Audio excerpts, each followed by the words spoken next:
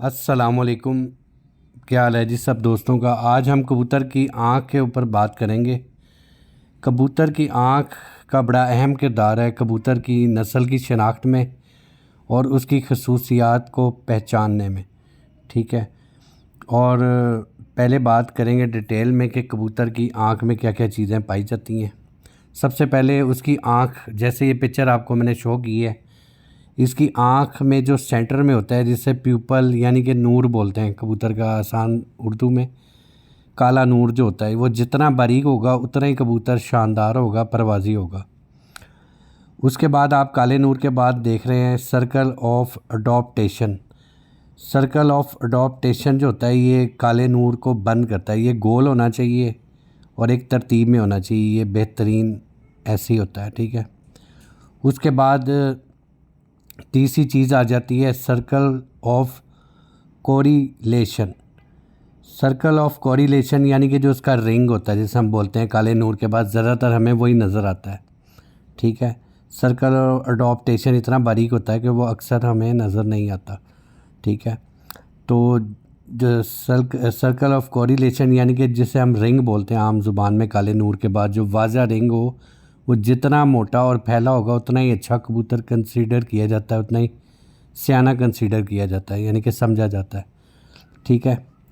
اس کے بعد اس رنگ کے بعد جو جگہ آتی ہے نا جسے ہم زمین بولتے ہیں، ٹھیک ہے، انر آئرس یعنی کہ جو اس کی سفیدی پھیلی ہوتی ہے یا گلابی پن پھیلا ہوتا ہے، وہ جتنا چمکدار ہوگا زیادہ ہوگا، اسے ہم انر آئرس بولتے ہیں۔ اس کے بعد جو آؤٹر آئرس آتا ہے یعنی کہ جو باہر کا ہم جسے اکثر رنگ بولتے ہیں، یا وہ ایکچولی جو باہر کی زمین جو ہوتی ہے، ٹھیک ہے، باہر کی زمین لال بھی ہوتی ہے، نیلی بھی، ہر نسل کے حساب سے ہوتا ہے وہ، ٹھیک ہے۔